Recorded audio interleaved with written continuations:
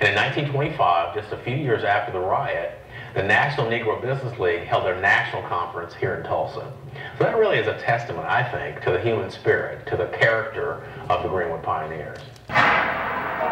If everybody on an old track started at the same spot, the guy on the outside would never catch up because it's longer around.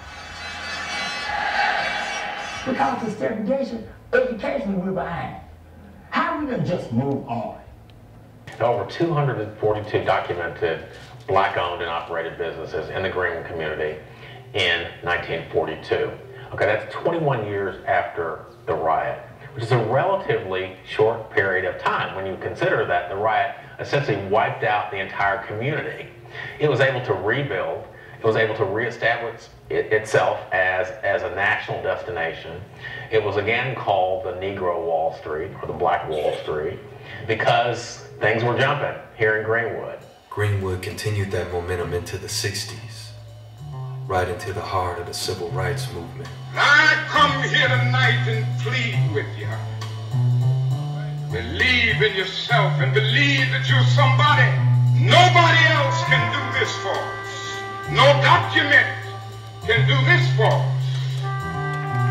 No Lincolnian Emancipation Proclamation can do this for us. No Kennisonian or Johnsonian Civil Rights Bill can do this for us.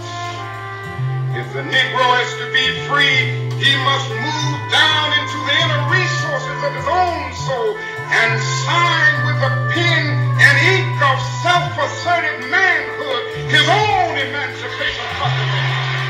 Have you attended any of the films yet, or the seminar? Yes, I went to the economic empowerment seminar. It was very good. Very good. Quite a few people seem to have been to that. And in terms of the event as a whole, what do you think so far? I think it's amazing. It's a great forum for black businesses to come together, people to network and be inspired as well. Yeah. I think it's a good thing. We need to be more economically stronger as a community, and also bounce off each other in terms of ideas and understand each other's businesses and support. So it's a great thing. Excellent. So have you bought anything? Is there anything you'd recommend to? I've been eyeing those. Yeah. Beautiful. I got another pair of earrings and one other thing, toothpaste. Yeah. I'm here with Natalie Cooper of Natalie Cooper Books. Yeah. Could you tell us a bit about your books, your products, and a bit about yourself and your business?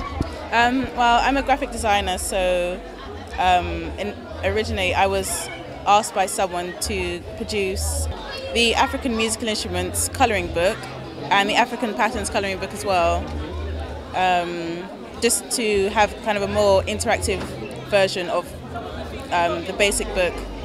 I'd like to have a kind of interactive version as well on like an iPad or something. That'd be excellent. I know certainly my granddaughter would appreciate that, because they're all about that at the moment. Definitely. So yeah. And today's event here at the Black Market, what kind of day have you had? What kind of feedback? Just your impressions. I've had a really nice day. Been talking to lots of lovely people, and the children as well. They always like to come and play the instrument that I've got on show there, the mbira. It's a nice talking point.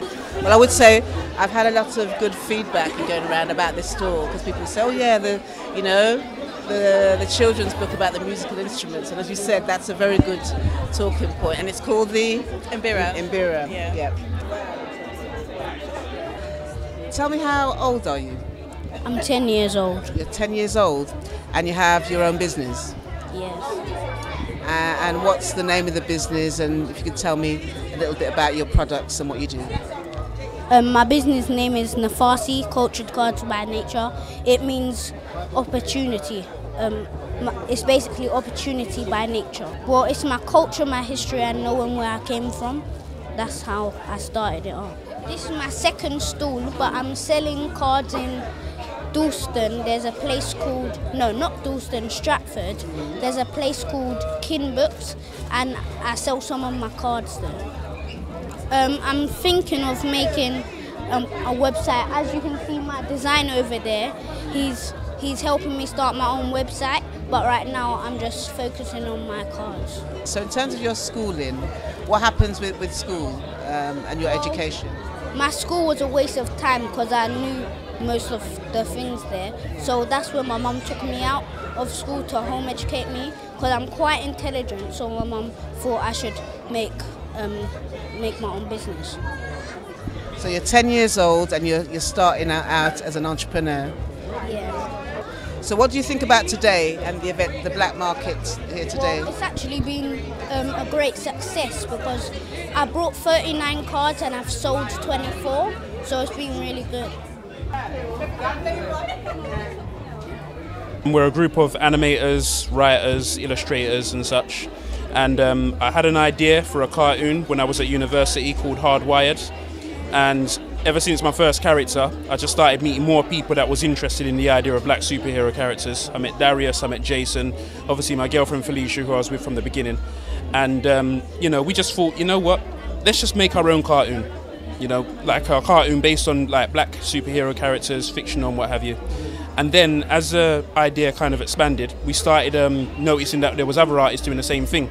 So we thought, you know what, it would be a really good idea, rather than just be one individual group of people that make a cartoon, let's get all of these comics together and like have a collective so that people could come to us and say, ooh, he's got that title, this title, that title, as well as being interested in our own idea as well. What jumped off for me straight away was the quality of the image and the fact that it's not just a black version of white images. So, you know, could you say something about that? I mean, when I done Gina, I mean, it was more, you know, powerful. It is more a black woman, but then she's got action in her, you know, she's sexy, she's classy, but she's also, her character is actually an educated woman. So it's not just like, I don't want her looking like the normal characters, I want her to be something new, something different. But I also want kids as well to look up to her as well, maybe young girls, you know, say, you know what, I like how she looks, I want to be like that. When I first met Wayne, you know, he needed someone to obviously visualise, to concentrate more on the background concepts of the art. So yeah, no, I looked at his stuff, I was quite happy, I was impressed. And from then on, yeah, I've just continued to see what he wanted, and then obviously put my ideas into play. Produce the goods. Well, I mean, yeah, I mean, it's continuing at the moment, so I appreciate him allowing me the opportunity, and yeah, I mean, it's a collective at the moment right now, so hopefully, as I said, as time progresses, we'll see a lot more of us. We want to go down the app route and downloading route, because that's the future. At the end of the day, we can stick to what we know, but times are moving. And times are moving into digital all the time. Even with computer games, people are downloading games now instead of buying games from the shop. Blockbusters is dead. Need I say more? So we need to go with the times. So I'm saying apps and motion comics. So what we'll do when we make a comic, we'll then turn it to a motion comic, which then you can download via an app or through a website. So that's the direction we want to take it, and that's what we're going. I mean, first time I've come here and I've enjoyed it. I mean, we've got a good reaction from everyone, not just kids, but you know, adults as well. And people have come back twice to pick up more comics, and it's a nice thing because it shows that, I mean, really it is in a way more for kids that we're showing them, look, there are black superheroes out here. There are comics that you can buy. So, you know, look, we got so much more coming, we got so much more for them, and this is what we want to bring to the table. And well, as far as I'm concerned, the four of you all are superheroes in terms of as young people coming up and doing something positive. So get a little hug over here. Thank you so much. I always come to events and see amazing stores with lots of products and services, and when you speak to people, they say, oh, they've been operating for so much years. So what I wanted to do is create an event to bring the business owners to the community, connect the business owners to their potential customers, and also highlight the different businesses out there. There's a myth in the community that we don't have a business culture, and judging by the different stores in this room, we do. And it's all about harnessing that and promoting that. We can't wait for nobody else to promote our businesses, we have to do it ourselves. And that's why we created the Black Market event. And this is our second event, and we've gone from strength to strength. And most of all, I want to thank everybody in this room for making this event what it was today. So give yourself a round of applause.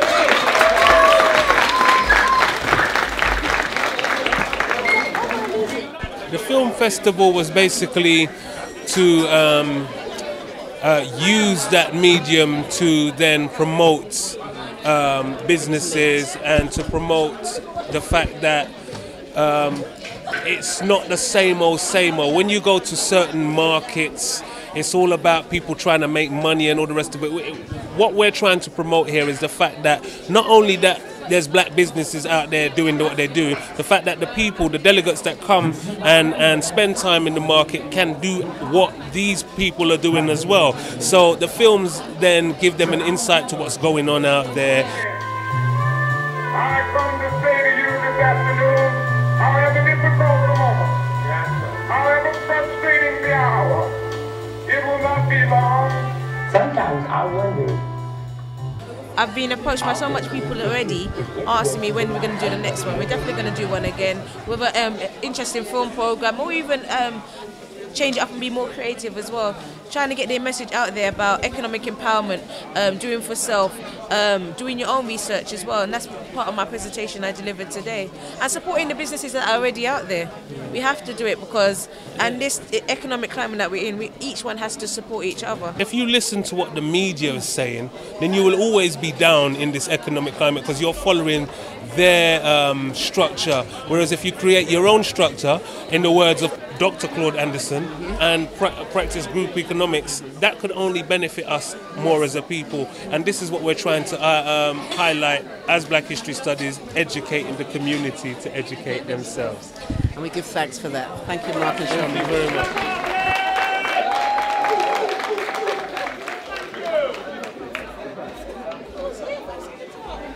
The black market has been a resounding success, I would say. We've spoken to a number of stallholders and people that have attended the event.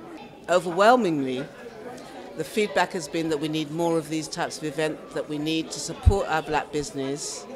And most of all, we need to have confidence in one another. We don't practice collective economics. So this for me, is a step on the road to building that within our community and to building a nation.